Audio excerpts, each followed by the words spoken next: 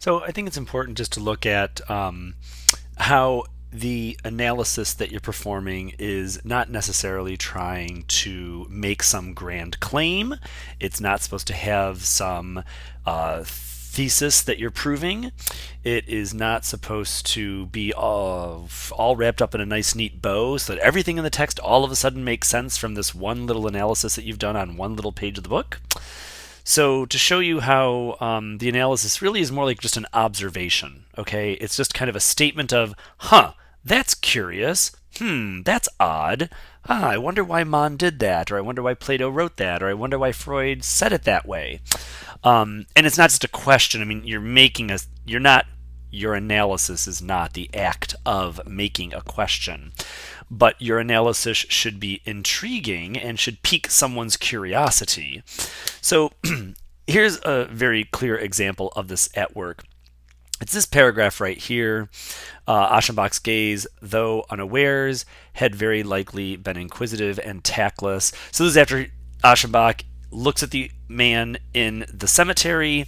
He averts his eye, right? Aschenbach felt an unpleasant twinge and turned his back, began to walk along the hedge. Okay.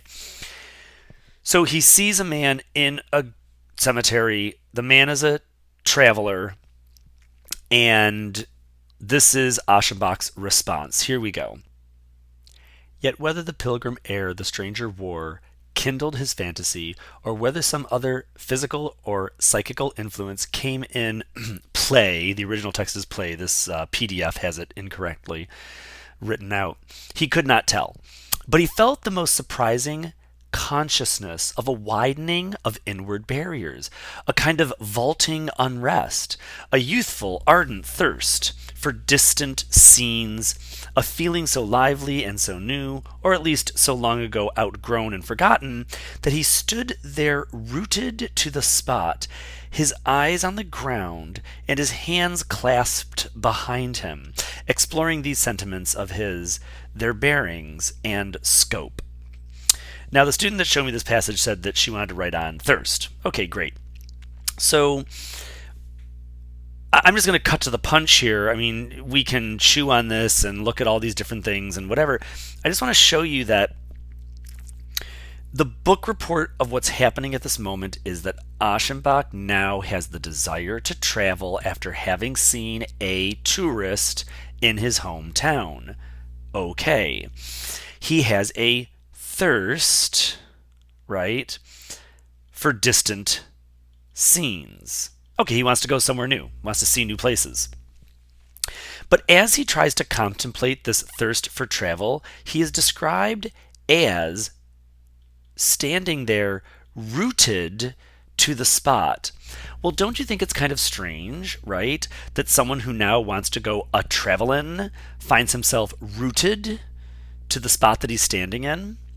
Now, of course, quite innocently, this is just a moment of him, being so wrapped in contemplation that he's like stuck in his tracks, right? Remember, Socrates, of course, being so wrapped up in his thought that he was unable to walk the rest of the way to the dinner party. So, in some respects, this is just a man who's so caught in his own thoughts that he's kind of stuck in place. But metaphorically speaking, it's an odd expression to say that someone is rooted in the spot right when they're thinking about traveling abroad.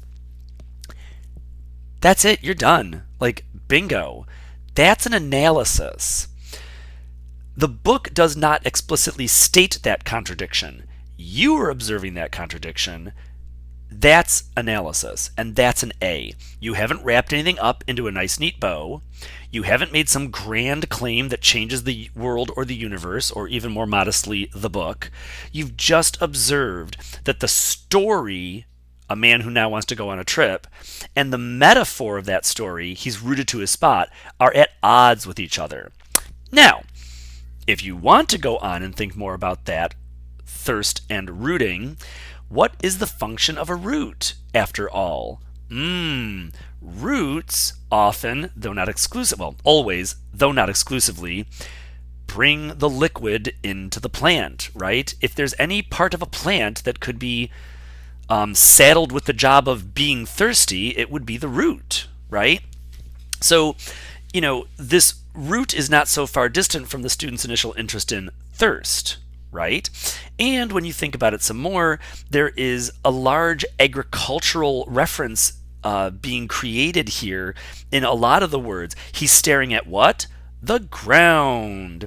What has also happened? A feeling so lively and so new, or at least so long ago, outgrown, right? So there's this idea of being rooted, thirst, growth, ground, right? One could go in the direction of there's a lot of agricultural references here, okay? Again, that's analysis. I don't know why it's overwritten with agriculture. Maybe he's going to go to a farm. I don't know, but who cares, right? It's not foreshadowing because he doesn't go to a farm, right? It's just a curious choice of words that Mon has picked. And we can observe that, and it's not really just a book report, because I'm deciding that ground, outgrown, rooted all refers to agriculture. Somebody else might think that those three words refer to something else, right? So it's not a hard, cold reality of the text when I say that this has an agricultural bent to it. Does that make sense?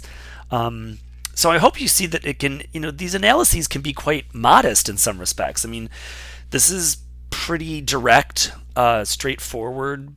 Roots are stuck in one position. Traveling is the exact opposite idea. Roots are basically the part of the plant that's thirsty, and there seems to be a lot of agricultural references going on here.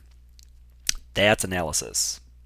Actually, more questions get raised than solutions get given.